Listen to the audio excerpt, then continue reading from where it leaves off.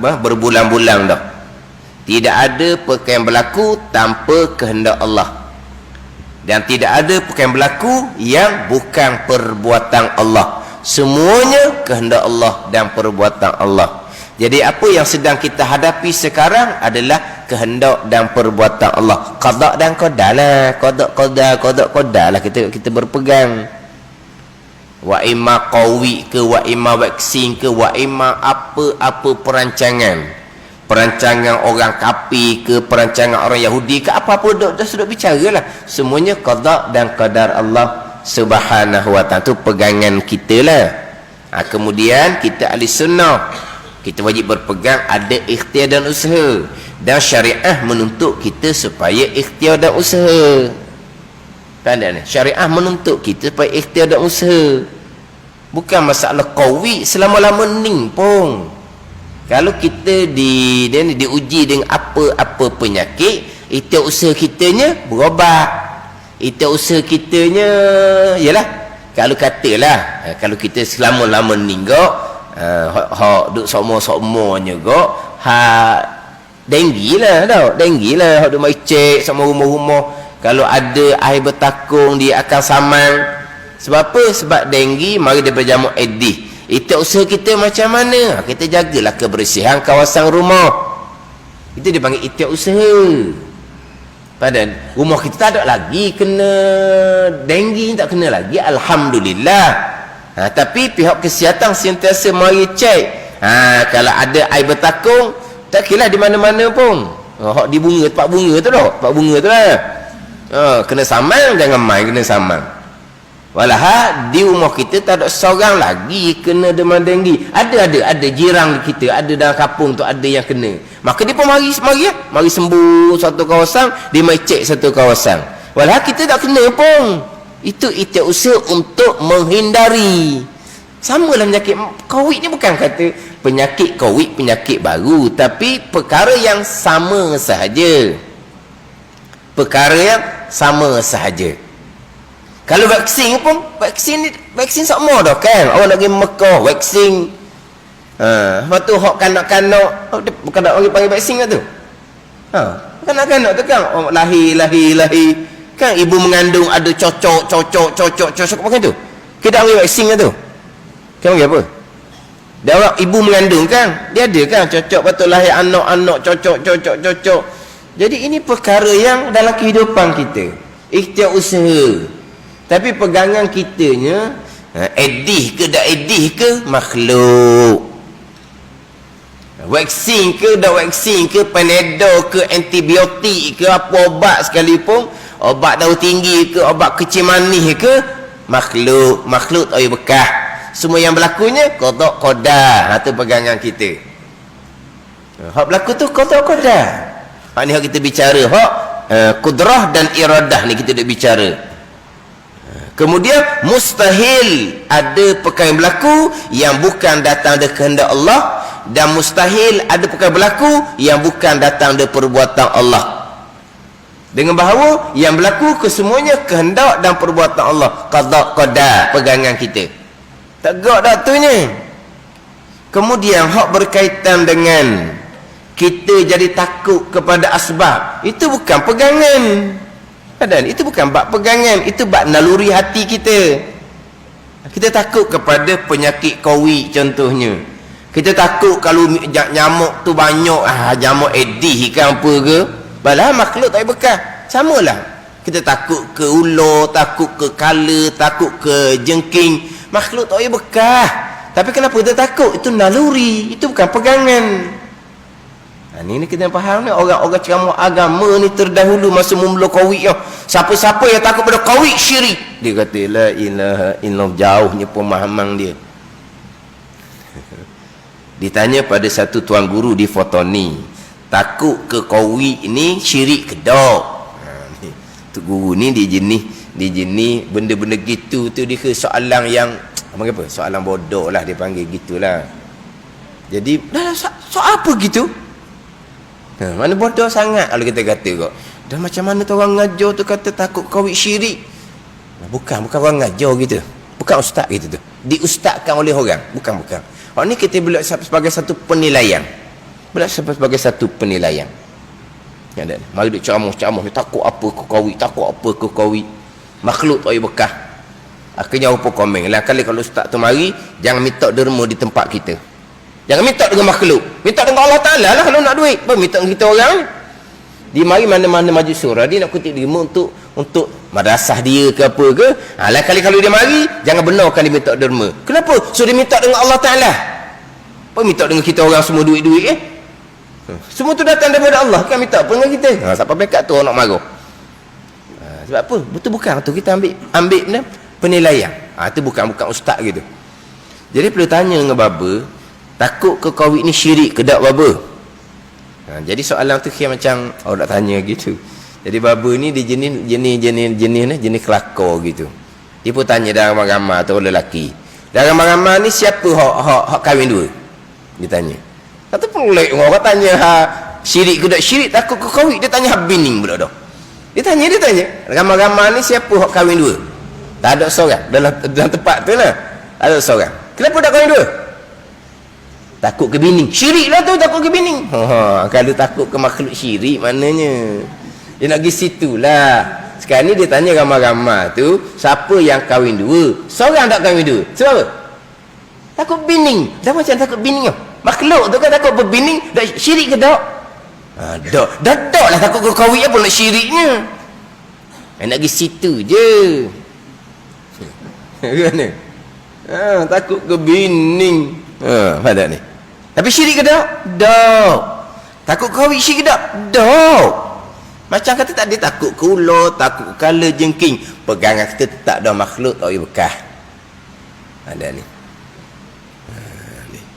Jadi hak kita hak masalah pegangan. Hak kita duk bercakap tu macam hak petang-petang duk bercakap COVID vaksin kau itu cakap asbab. Tersebut berulang-ulang kali cakap asbab. Isnad majazi sanda sementara kepada asbab zahir, pegangan tetap dah sekalian qada dan qadar. Hak tadi takut ni kalau cakap tu Covid ni kemudian dia ni orang tua pula. Orang tua ni pula ada penyakit, penyakit kritikal dia panggil tau. Ada penyakit panggil tu, penyakit hak. Jadi dicampurlah dengan penyakit, matilah dianya. Syirik dia kata. Sebab Covid yang mematikan. Bukan, itu cakap asbab sahaja. Bukan cerita pegangan. Cakap asbab, dia kena Covid, kemudian dia ada penyakit hak kritikal yang lain lah. Kecil mani, darah tinggi, buah pinggang, jantung. Ni penyakit glamour belaka ni. Penyakit glamour lah tu. Jadi matilah. Kenapa? Kan disebutkan hak data dia tu ada penyakit ada kan? Ada ni.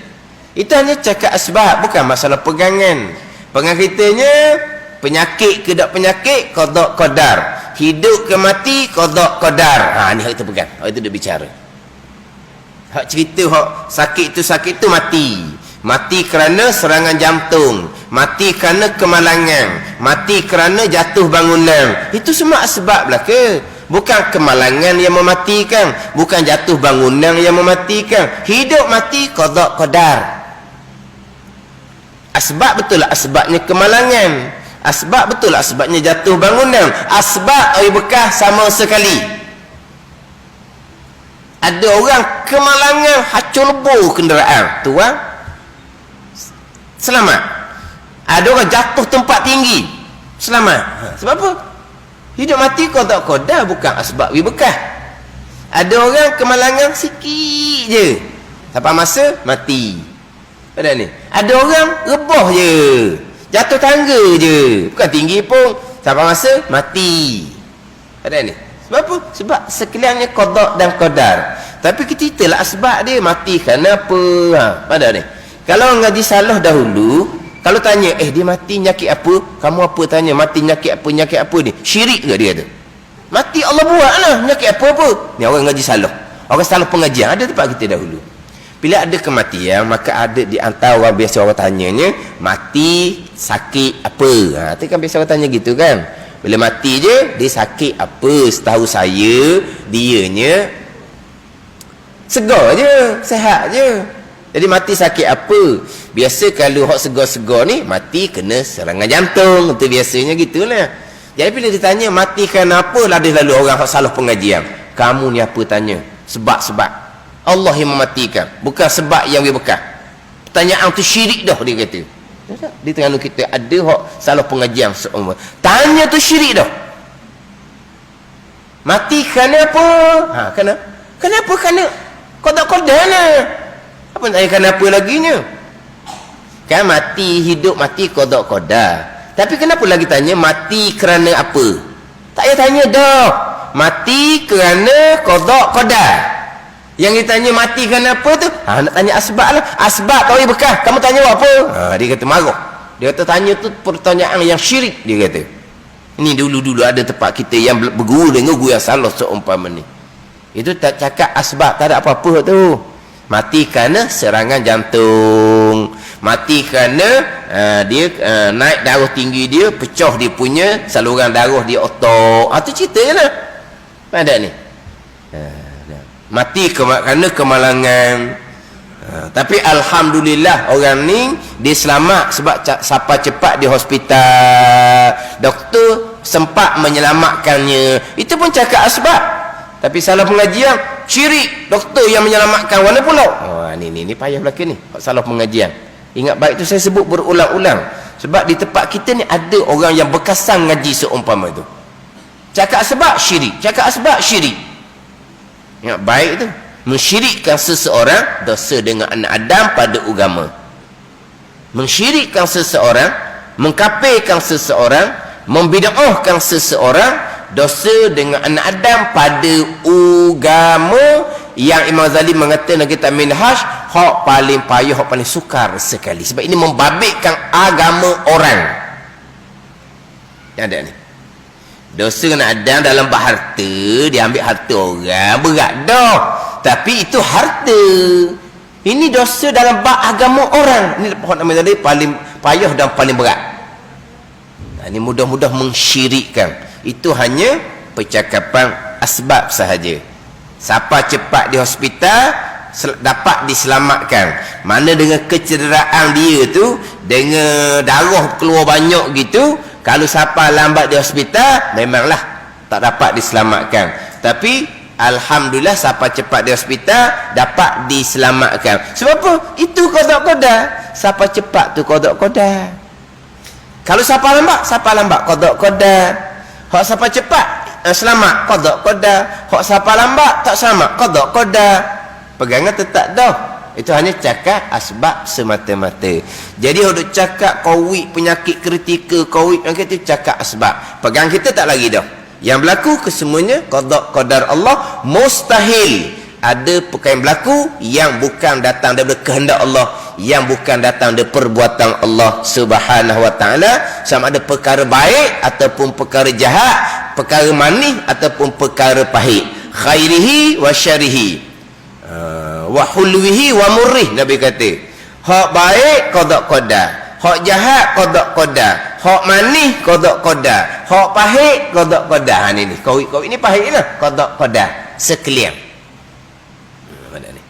Atau bab pegangan kita lah. Bab cakap, cakap asbab. Lepas tu bab istiusaha kita dituntut oleh syariah supaya kita hindari diri daripada kemudaratan. Atau bab syariat pula. Jangan penyakit dan nak kena lah. Kalau kita lari pun dan kehendak Allah kena juga. Sekarang ni kita lari, hindarilah dulu. Hindari tu perintah syariat. Kena juga qada, tetap dah lari tu pun qada dah. Itu usaha kita pun qada juga. Tapi perintah syariat kita wajib hindari daripada kemudaratan. Jangan kita mencampakkan diri dalam kemudaratan. Wala tulqu bi aidikum ila tahlukah, Nabi kata. Jangan kamu campur diri kamu ke dalam kebinasaan. Ini kebinasaan lah ni. Mana dulu orang mungkin tak tahulah. Pernah dulu orang tanya. Dah sebab masjid pun tutup, Jumaat ditangguhkan, Jumaat ditangguhkan. Dia kata sebenarnya penyakit ni mudarat ke tak? Saya kata ikut pada mereka yang berkenaan kata mudarat. Itu mereka yang berkenaan. Pandang ustaz sendirilah, pandangan kita macam mana. Kemudian mudarat kedok, awak tanya saya apa, saya dah erti benda gitu kata. Ada ni. Mereka yang berkenaan yang mengetahui benda tu mudarat kedok. Kemudian mereka berbincang dengan ahli-ahli agama. Macam mana kita ni dia termasuk dalam kemudaratan yang mengharuskan kita tangguhkan Jumaat, tangguhkan Jumaah fardu kifayah mazhab Syafi'i, Jumaat fardu ain. Tapi Jumaah ke Jumaat ke dia ada syarat dia, syarat wajib dia ada. Bila syarat wajib tak cukup, maka gugur kewajipan. Di antara syarat, di antara perkara menggugurkan kewajipan adalah ada kemudaratan. Bukan kemudaratan besar-besar. Hujan pun sudah menggugurkan fardu ain Jumaat. Hujan sudah menggugurkan fardu ain sembahyang Jumaat. Ada ni. Ni mana wabak ni pula mudarat kedok. Mereka kata mudarat, mereka kira nak tangguhkan Jumaat. Itu hukum syariat, hukum fiqh. Ada pula kata pegangan tu takut. Itu bukan cerita bab itu, cerita bab fiqh pula. Jumaat ni dia ada syarat wajib. Tak cukup syarat wajib ditangguhkan. Tu balik pada hukum fiqh lah pula. Jadi kalau kata mudarat kedok, tanya mereka lah kata. Ada orang nak cuba nak petikar lah. Tanya saya kata saya tak tahu. Mereka kata mudarat. Tu mereka kata dah, pandangan kita macam mana? Kita tak boleh bagi pandangan benda yang bukan hak kita tahu. Kita ustaz bidang apa? Payah lalu nah. Masa tu memang kita tak tahu lagi lah setara mana mudarat. Sekarang nyata kan. Tapi kita tak nak jawab benda gitu. Saya ingat lagi almarhum untuk guru saya Baba Najibuddin Kerandang, kalau tanya saja perkara yang perkara baru, dia akan jawab wallahu a'lam, saya dah tahu perkara tersebut. Kita tanya dia perkara baru, kan banyak perkara baru kan. Perkara baru ni kita nak jawab, kita kena tahu benda tu macam mana. Dia apa perkara, dia kena far'un an tasawuri, kena tahu perkara tu macam mana. Tapi dia tanya tu almarhum Baba Najibuddin, perkara hukum hakam agama ni bukan tanya bab kesihatan, tanya hukum hakam agama, tapi benda tu benda yang terkini. Almarhum tu saya tak jawab. Dia kata tanya mereka-mereka yang lebih mengetahui hak berkaitan dengan perkara yang terkini. Dia tak jawab. Macam mana? Dia cermat. Sebab apa? Sebab dia tahu. Pada ni bab hukum hakam, hak bidang almarhum untuk guru pun kadang-kadang tanya. InsyaAllah minggu depan saya akan cerita semula. Saya tengoklah kitab dululah. Hak tu hak ngaji 40 tahun tu. Minggu depan lah insyaAllah dia akan tanya, jawab semula. Itu hukum hakam agama. Sama kalau tanya hukum hakam agama hak berkait dengan perkara baru, tu takkan jawab. Disuruh tanya dengan mereka-mereka yang berkenaan. Ni baru tu guru yang sebenar. Kalau ada orang mengajar, kita jadikan sebagai penilaian. Masa COVID dia tukang ulah COVID, masa vaksin dia tukang ulah vaksin dengan ulasan yang nyata salah. Dan kali tak salah. Kalau bukan bidang dia, dia berani ulah mengelirukan orang ramai. Kalau dalam bab agama hukum hakam, lagilah dia berani. Sebab apa? Sebab orang jangka dia ahli. Orang jangka dia ahli sebab dia ustaz kan. Bab hukum hakam dia mesti ahli. Tapi kita nak penilaian, kalau bukan bidang dia, dia berani ulah, sama telah hak perkara agama yang jangkaan orang ramai bidang dia, lagilah dia berani. Yang mana belum tentu dia mahir apa yang dia jawab dalam buku akan agama sekalipun. Sebab apa? Nyata bukan bidang dia pun berani juga. Bidang COVID dia pun ulah, bidang vaksin pun dia ulah, konspirasi pun begitulah, beginilah. Orang apa ni? Tak tahu ke bidang. Mana berani mengelirukan masyarakat. Oleh kerana orang turut ni, apa yang dikatakan orang ya belaka, maka dia pun berani. Janganlah seumpama ni. Kita kena cermat tambah bab hukum hakam agama. Orang kadang-kadang yang bicara ini bukan bab agama ni. Ni tu balik pada bab kesihatan. Bab agama pun terkadang orang berani. Ini bukan bidang dia pun dia berani. Tapi dia pihak berkuasa, dia tanya bab kesihatan macam mana mudarat kedok. Apa tu macam mana dengan hukum fiqh pula? Boleh tak nak tangguh Jumaat pada ni? Ada ni. Jumaat tu hak kewajipan fardu ain. Jarak sembahyang rapat sah itu kesempurnaan, bukan syarat sah sembahyang berjemaah. hak ni hak jarak tu kan rapat sah kesempurnaan sunnah Nabi, sunnah yang sunat. Memang sunnah. Lepas tu orang agama telah mengubah hukum Allah. Tidak ada orang berani nak mengubah hukum Allah. Ini ulama satu dunia. Siapa yang kata orang agama ni berani mengubah hukum Allah? Orang jahil yang katanya. Tu peliknya. Orang jahil kata pun dia ambil juga pandangan segelintir ustaz hak pelik-pelik tu. Tak pakau gitu, tak pakau gitu. Dia pakau ramai-ramai lah. Sudut turut pelik-pelik gitu. Orang lain dia suka turut pelik-pelik. Hak jenis cakap lah halus lembut pula lagi dia turut. Orang puang tu ramai sekali. Sungguh orang puang susah orang puang ni. Sungguh orang puang sungguh. Dia turut. Allah dan dia akak tu kok. Salah pun dia bertahan, cokeng dia bertahan. Suami duduk mana tak tahulah. Yang duduk puja lebih hak jadinya. Dia duduk turut pelik-pelik tu. Mana kita ikut pada apa yang ditetapkan. Mana? Kalau kata jarak, tak salah. Yahudi sudah bergembira kerana orang Islam sembahyang berjarak. Bukan Yahudi bergembira orang sembahyang jarak. Yahudi bergembira kamu tuduh orang Islam tu sebagai Yahudi. Dituduh ulama pun Yahudi dah, ulama pun ikut Yahudi dah, ulama pun beriman dengan Yahudi dah. WHO tu lah Yahudi. Ulama sudah beriman dengan WHO, ulama sudah takut kepada orang kafir, ulama sudah tak takut Tuhan. Yahudi sukalah orang Islam kata gini kepada alim ulama. Yahudi suka.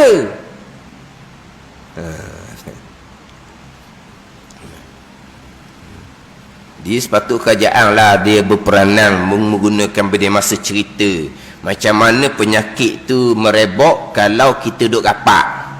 Tu di pasar raya itu hal lain. Tuhan mereka tak ada kena-kena dengan masjid. Tuhan mereka. Dah pasal raya tu rapat mudarat ke tak? Dia mudarat lah. Ke tak mudarat? Dia langgar SOP ke tak? Dia langgar lah. Dah apa kena-kena dengan kita di masjid? Tambahan pula di pasar raya ke di mana? Tak pergi pasar. Nah. Dan macam mana jarak? Memang kita kadang-kadang jadi terapak, lepas tu kita lari balik. Tempat sesak kita masuk, kita berundur balik. Mana pasar raya ke pasar ikan tu ke benda tempat yang bergerak, kita boleh lari. Adapun duduk di masjid ni kalau 10 minit lah duduk situ tak bergerak. Jangan bersama dengan tempat bergerak ni. Tapi memanglah di tempat bergerak ni ada orang yang tidak ikut peraturan. Kadang-kadang bukan bergerak tak bergerak ni bagi kan bagi tu ada garisan di bawah tu kan. Garisan dah. Dia duli dia duduk tengah semacam. Kita lari duduk tengah semacam. Kata ikutlah 1 meter. Dia bundur. Puang pula. Acak kali. Dah kita lari ikutlah SOP.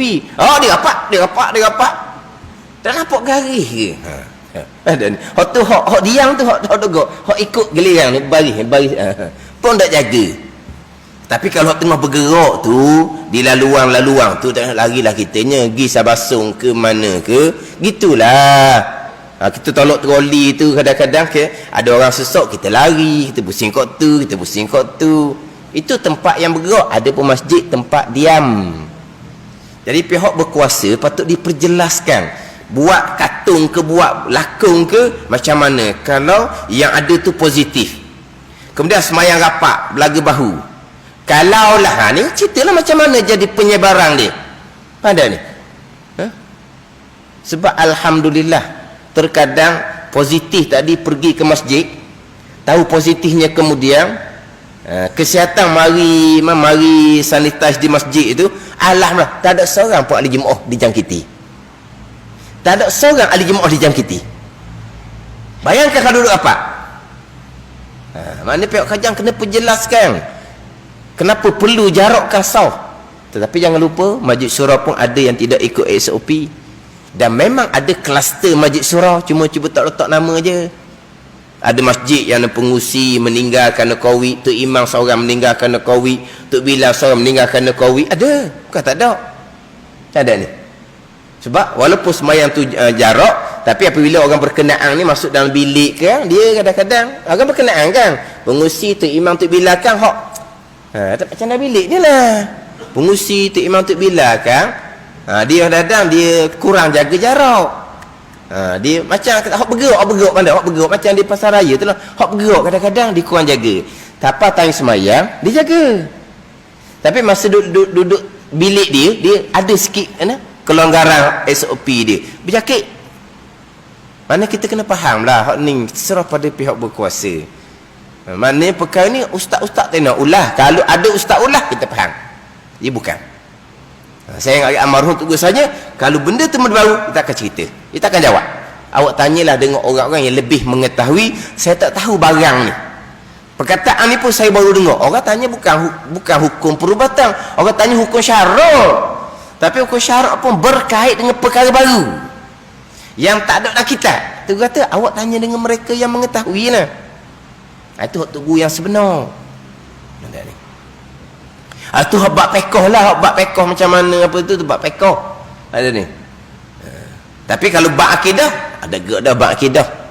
Bab akidah kita tetap dah segala yang berlaku adalah qada dan qadar Allah Subhanahu wa taala. Mustahil ada perkara berlaku yang bukan datang dari kehendak Allah dan bukan datang dari perbuatan Allah Subhanahu wa taala. Mustahil ada perkara berlaku secara illah, secara turuk.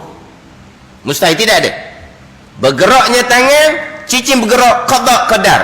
Bergeraknya badan, apa benda yang ada di badan bergerak, qada qadar. Diamnya badan kita, maka diamlah apa benda yang ada di badan kita, qada dan qadar. Itu je. Ada ni. Semua benda yang lekat di tubuh badan kita ni, baju lekat bukan bahu buat, tudung lekat bukan kepala buat, cermin mata lekat bukan telinga yang buat. Semuanya qada qadar. Tu saja kita nak pegang ni. Sekalian qada qadar. Ada ni. Kita kata kita pakai mah lekat bukan kerana telinga yang buat, kita ikat di telinga kan, qada qadar. Tu pegangan kita.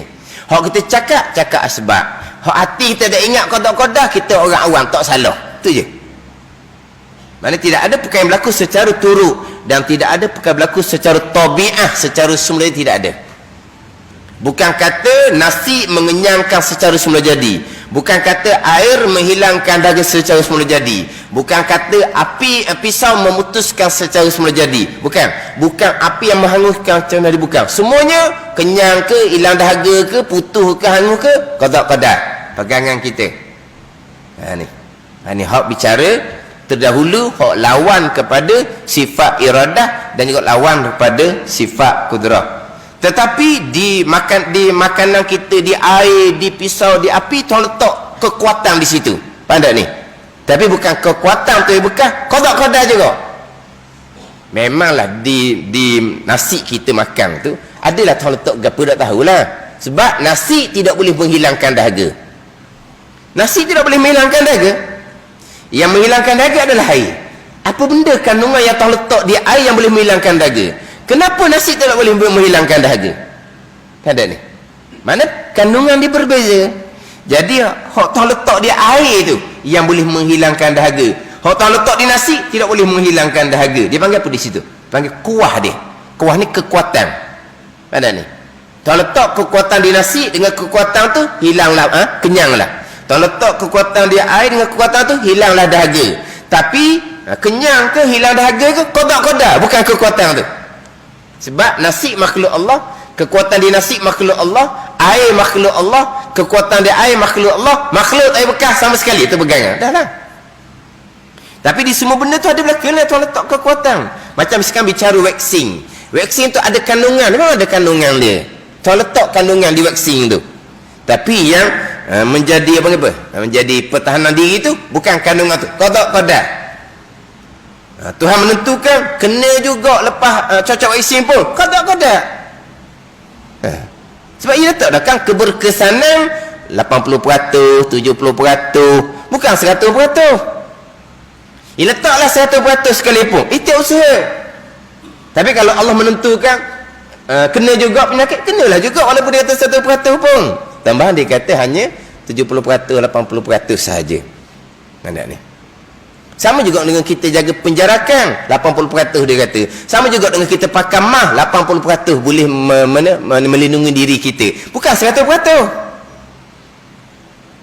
Tapi itu semua dia panggil ikhtiar usaha. Pegang kita tetap dah qada qadar. Tapi nak cerita di vaksin tu ada tak Tuhan letak kuah? Ada lah. Ke air masak gitu je. Air masak cocok di rumah pun boleh. Ada yang punya kandungan. Kandungan tu bagaimana? Tuhan yang jadikan. Adakah kandungan tu berkah? Tak. Qada qadar. Tu pegang. Tidak ada benda yang berlaku secara kuat. Mana?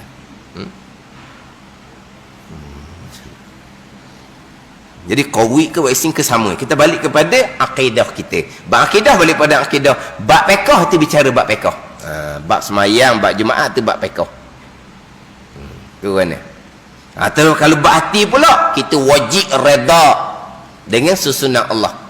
Kita wajib sabar dengan susunan Allah. Dan kita wajib bersyukur, kita masih lagi ada ruang. Tersepitnya kita ada ruang lagi, kita wajib bersyukur.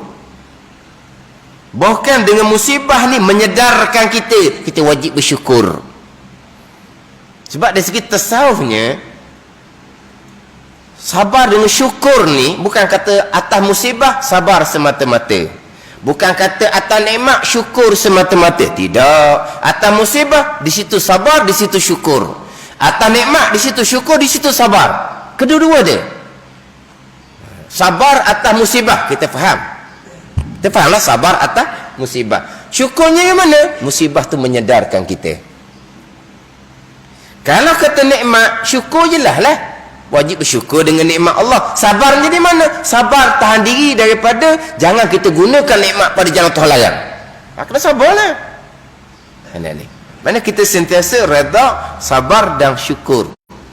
Jangan kita banyak sangat duduk. Yalah. Terkadang kita nampak, yalah orang-orang hak terkesan lah. Kita tak nak kata apa, kehidupan orang berniaga, orang apa semua memanglah dia terkesan. Hak bila terkesan ni ada komen-komen yang terkilang tu biasalah. Pada ni. Lepas tenang tu mereka pun tenanglah, tak ada apa-apa lah. Kan? Terkadang perkara yang kita ingat ke perkara kita benci, kadang perkara itu baik bagi kita. Dalam ayat Quran Allah Taala berfirman, wa asa an takrahu syai'an wa huwa khairul lakum wa asa an tuhibbu syai'an wa huwa khairul lakum wallahu ya'lamu wa antum la ta'lamun. Boleh jadi bahawa engkau benci satu perkara itu lebih baik kepada kamu. Dan boleh jadi juga perkara yang engkau suka, engkau kasih, itu keburukan kepada kamu. Wallahu ya'lamu, bermula Allah yang mengetahui. Wa antum la ta'lamu, kamu tidak mengetahui. Mana ni? Mana kita kena kuat redha lah dalam keadaan suasana sekarang. Bab pegangan satu perkara, bab fiqh satu perkara, bab tasawuf satu perkara. Adakah orang yang tak redha, tak sabar ni tidak beriman? Jangan-jangan. Beriman tetap dah. Kalau dia beriman, kenapa dia tidak redha, tidak sabar? Iman lemah. Situ. Itu alamat iman lemah. Bila dia tidak redha, bila dia tidak sabar, bila dia tidak syukur. Alamat imannya lemah. Bukan tidak beriman. Jangan kita, bila orang tu tidak redha, dia marah-marah. Orang tu tidak sabar, dia marah-marah, itu orang yang tidak beriman. Jangan. Itu orang yang imannya lemah. Itulah. Bak iman tetap dah. Segala-gala qada dan qadar Allah Subhanahu wa ta'ala. Makhluk tak bekah sama sekali. Mana ni? Kita kena fahamlah bab akidah, bab percakapan dan juga bab ingatan di hati. Ini sebagai pengajaran. Orang boleh bercerita apa ni qawi makhluk ni. Nah, tiba-tiba dia cakap bab konspirasi orang kafir. Konspirasi kedok tu wallahu alam lah, ya mungkin tidak pun mungkin. Tapi qawi makhluk tak bekah. Jangan duk sandar pada qawi makhluk tak bekah. Disandar kepada konspirasi kafir. Walau sama je qawi makhluk tak bekah. Konspirasi kafir pun makhluk tak bekah. Kenapa kamu sandar pada konspirasi kafir? Sama je sebenarnya. Ada ni. Ni pernah ni dalam satu rakaman dia persoal vaksin kanak-kanak. Vaksin kau panggil tak?